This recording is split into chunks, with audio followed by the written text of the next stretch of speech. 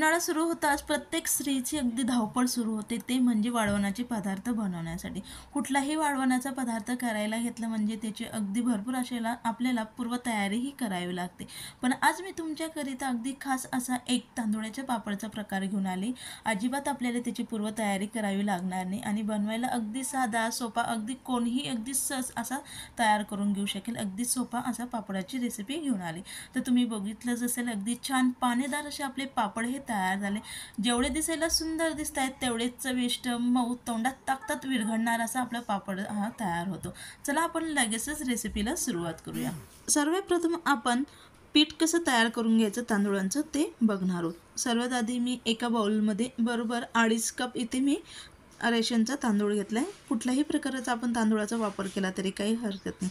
वजनाने मोजलं तर बरोबर अर्धा किलो मी इथे तांदूळ घेतला आहे. लगेच ह्या तांदूळाला आपण 2 ते 3 पाण्याने स्वच्छ धुवून घेणार आहोत, जेणेकरून तांदूळांना जे काही पावडर लावलेलं असतं किंवा एक्स्ट्राची जी काही घाण असेल ती पूर्णपणे निघून आपला पापड हा अगदी पांढरशुभ्र असा अगदी छान तयार होतो. म्हणून मी याला 2 ते 3 पाण्याने तांदूळ हा धुवून घेतला. जर तुमचे अगदी स्वच्छ तांदूळ असतील आणि आपल्याला वेळ नसेल तर नाही धुतला तरी काही हरकत नाही.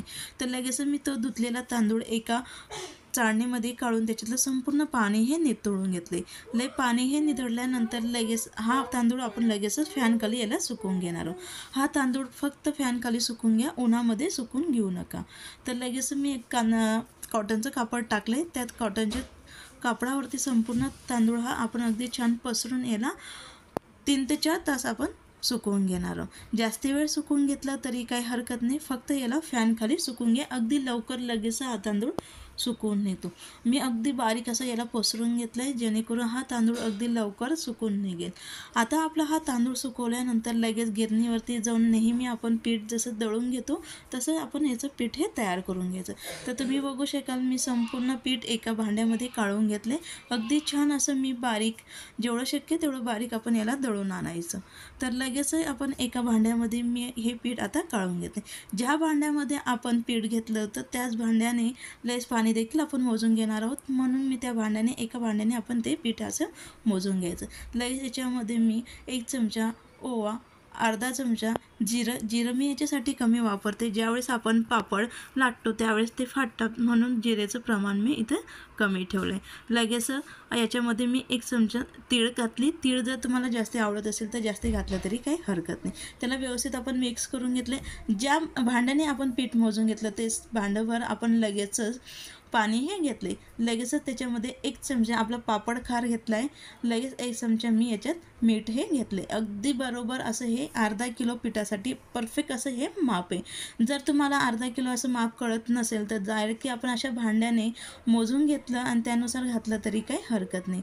आता लगेच आपण जे पिठामध्ये संपूर्ण साहित्य मिक्स करून घेतलं होतं त्याच पिठामध्ये आता आपण हे व्यवस्थित मिक्स करून घेतलेलं पाणी आता याच्यामध्ये आपण टाकून घेणार आहोत. अगदी थोडं थोडं टाकत आपण याचं कणिक हे मळून घ्यायचं, जेणेकरून एकाच वेळेस आपण पाणी घातलं तर आपल्याला गोठड्या होण्याची शक्यता असते.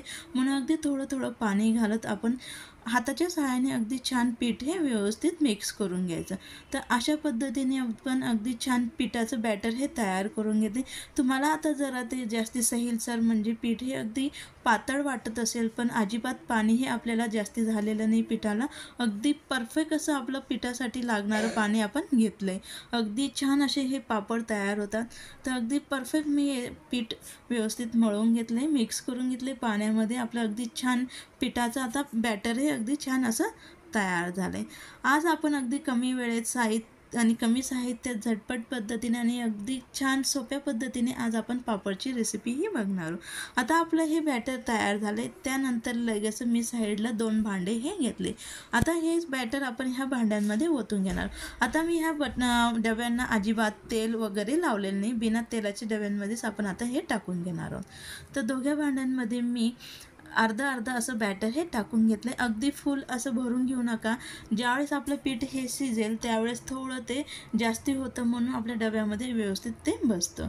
तर लगेच आपण साईडला हे डबे ठेवून लगेच मी इथे कुकर घेतलं आहे. कुकरमध्ये आपण एक जाळी किंवा स्टँड असं ठेवून घेऊया. त्यानंतर लगेच ह्या कुकरमध्ये 2 ग्लास आपण पाणी हे टाकून घेतले. आता आपण ह्या कुकरमध्ये ह्या पिठाला शिजवून घेणार आहोत. सर्वप्रथम एक भांडं ठेवले, लगेच त्याच्यावरती आपण दुसरं भांडं ठेवून दुसऱ्या भांड्यावरती लगेच आपण एक झाकणे प्लेट ही झाकून घ्यायची, जेणेकरून आपलं जे वाफेचं पाणी असेल ते त्यामध्ये पडणार नाही आणि आपलं पीठ हे पातळ होणार नाही. तर झाकण झाकल्यानंतर लगेच कुकरचं झाकण लावून मंद आचेवरती, जर तुम्ही मंद आचेवरती शिट्ट्या करणार असाल तर 3 शिट्ट्या करून घ्या आणि फुल आचेवरती करणार असाल तर 7 ते 8 आपण याच्या आता शिट्टीही करून घेणार आहोत. तर लगेच मी गॅसवरती हा कुकर ठेवून फुल गॅसवरती मी ह्याच्या 7 ते 8 आता शिट्टीही करून घेणार आहोत. तर अगदी छान असं आपलं पीठ हे शिजून हे तयार होतं. तर तुम्ही बघू शकाल थोड्या वेळानंतर लगेच आपण 7 ते 8 शिट्ट्या करून लगेचच आपलं पीठ अगदी परफेक्ट असं तयार झालं आहे. अगदी कमी वेळात आणि अगदी छान असे हे पापड तयार होतात. नक्की तुम्ही तयार करून बघा. अगदी सहज, ज्यांना पापड येत नसतील ते देखील हे पापड अगदी सहज हे तयार करून घेऊ शकतात. अशा पद्धतीने चेक हे करून घ्यायचं. अगदी परफेक्ट असं आपलं पीठ हे तयार झाले. आता मी एकच भांडं हे काढते. लगेच आपण कुकरचं झाकण लावून आता हे भांडं आपण नंतरून काढणार आहोत, जेणेकरून हे पीठ हे गार होणार नाही आणि त्यामुळे आपले पापड अगदी छान असे तयार होतात. लगेच आपण एक भांड्यातलं पीठ हे तुम्हाला मी खुरपणीच्या सहाय्याने काढून दाखवते. अगदी परफेक्ट असं आपलं पीठ हे शिजून तयार झालंय. अजिबात पातळ वगैरे न होता, हाताला न चिटकता अगदी परफेक्ट असं आपलं पापडांचं पीठ हे तयार झालंय. लगेच हे पीठ मी एका पिशवीमध्ये काढून घेते. जी काय आपल्याकडे प्लॅस्टिकची पिशवी असेल ते प्लॅस्टिकच्या पिशवीमध्ये आपण काढून घ्या. आपण प्लॅस्टिकच्या पिशवीमध्ये याच्यासाठी काढतोय जेणेकरून आता आपल्याला गरम गरमच हे पीठ मळून घ्यायचं आहे. जर आपण डायरेक्टली एखाद्या भांड्यामध्ये काढलं तर आपल्या हाताला चटके बसतील. त्यामुळे मी एका प्लॅस्टिकच्या पिशवीच्या सहाय्याने हे पीठ अशा पद्धतीने आपण लाटण्याने याला व्यवस्थित एकजीव करून घेणार आहोत आणि अगदी छान मऊ होईपर्यंत आपण याला आता मळून घेणार आहोत. जर आपण भांड्यामध्ये करून घेतलं तरी काही हरकत नाही, फक्त आपल्याला चटके बसतात. फक्त आपण 1 चमचेच्या तेलामध्ये आज पापड हे बनवणार आहोत. जर आपण जास्ती तेलाचा वापर केला तर आपले पापड हे आपले भरपूर दिवस टिकवतो. आपण वर्षभर यांना वापरतो. त्यामुळे जर कमी तेलाचा वापर केला तर आपल्या पापडांचा अजिबात वासा येत नाही.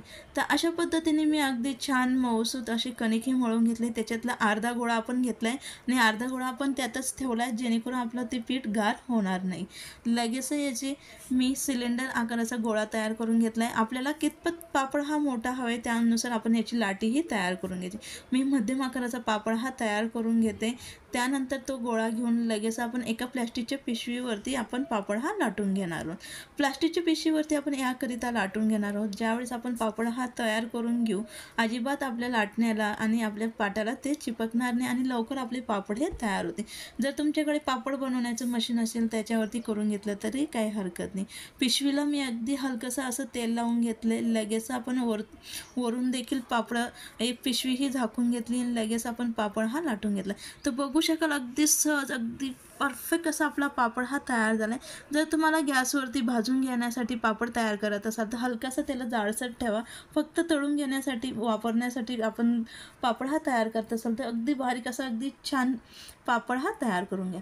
तर बघू शकाल अगदी छान असा आपला पापड हा अगदी पातळ असा मी याला तयार करून घेते, लाटून घेतला आहे. तरीही आपला पापड अजिबात तुटत नाही, फाटत नाही, अगदी छान असा तयार आहे. लगेच आपण याला बाजवरती टाकून आता उन्हामध्ये याला दिवसभर सुकवून घेणार. अशाच पद्धतीने मी आता संपूर्ण पापड हे तयार करून घेते. तर दुसऱ्या दिवशी तुम्ही बघू शकाल अगदी छान असा आपला पानेदार, अगदी पारदर्शक असा आपला पापड हा तयार झाला आहे. अजिबात आपल्या पापडांना तळे वगैरे न जाता अगदी छान असे आपले पांढरशुभ्र तांदूळाचे पापड हे तयार झाले. एक अर्धा किलोमध्ये कमीत कमी मध्यम आकाराचे 40 ते 45 पापड हे तयार होतात. चला आपण लगेच हे पापड आता तळून घेऊया. मी 2 दिवस उन्हामध्ये पापड हे वाळवून घेतले. अगदी छान असे आपले पापड हे तयार झाले. तर लगेच मी गॅसवरती कढईमध्ये तेल गरम करून घेतले. लगेच आपण हा पापड तळून घेतला आहे. तर तुम्ही बघू शकाल अगदी छान तिप्पट फुलणारा, अगदी कढईभर असा आपला पापड हा तयार झाला। जेवढा आपला परफेक्ट पापड हा तळून तयार झाला आहे तेवढा चवीला देखील अप्रतिम अगदी छान चविष्ट असा हा पापड हा तयार होत आहे। लहानांपासून मोठ्यांपर्यंत सगळेजण अगदी आवडून खातील आणि सर्वजण आपलं नाव काढतील एवढं अगदी छान पापड हा तयार होतो। नक्की तुम्ही तयार करून बघा, अगदी परफेक्ट असा आपला पापड हा तयार होतो। हा पापड आपण कमीत कमी 2 ते 3 वर्ष अगदी सहज स्टोअर करून घेऊ शकतो। अगदी परफेक्ट आपले पापड हा तयार। रेसिपी आवडली असेल तर नक्की लाईक करा, शेअर करा, कमेंट्स करा आणि चॅनलला सबस्क्राईब करायला विसरू नका।